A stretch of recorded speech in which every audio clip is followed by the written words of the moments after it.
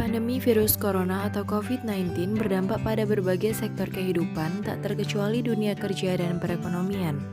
Angka pengangguran pun meningkat saat pandemi mengingat banyaknya perusahaan yang melakukan pemutusan hubungan kerja atau PHK.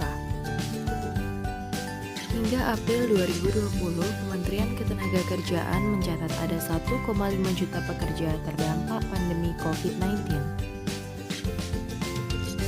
Di sisi lain, masa pandemi corona juga memberikan peluang bagi sejumlah jenis bisnis. Aktivitas perekonomian berbasis teknologi informasi atau daring, online dinilai memainkan peranan penting dalam kondisi pandemi maupun setelahnya. Peluang tersebut sangat terbuka mengingat aktivitas bekerja dan belajar di rumah atau WFH. Berjualan online bisa jadi cara jitu meraup keuntungan di tengah pandemi COVID-19. Tanpa perlu bertatap muka, keselamatan pembeli dan penjual pun jadi lebih terjaga.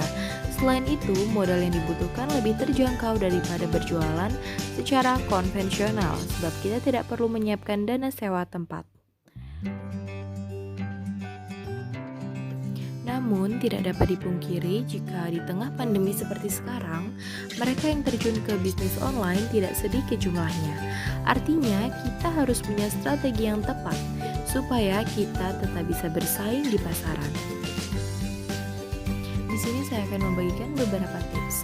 Yang pertama, manfaatkan media sosial untuk riset kebutuhan pasar. Kita bisa membuat survei kecil-kecilan menggunakan fitur polling Instastory atau fitur Ask Me Question untuk mendapatkan jawaban terbuka. Selain sebagai alat riset, kita pun jadi bisa berinteraksi secara langsung dengan calon pelanggan. Yang kedua adalah hitung modal dan biaya operasional dengan cermat. Penting untuk melakukan perhitungan modal secara cermat sebelum memulai usaha. Idealnya, kita sudah membuat perkiraan modal untuk jumlah stok produk atau target penjualan per bulan. Yang ketiga adalah pasang iklan di media sosial. Peluang untuk memasarkan produk atau usaha yang kita punya melalui media sosial makin terbuka lebar. Kita bisa memilih Instagram Ads, YouTube Ads, atau Facebook Ads.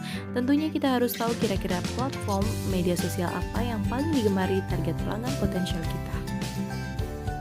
Yang keempat, jadilah penjual yang responsif dan informatif. Jika bisnis sudah berjalan, jangan lupa berikan pelayanan yang terbaik agar pelanggan tidak berpaling.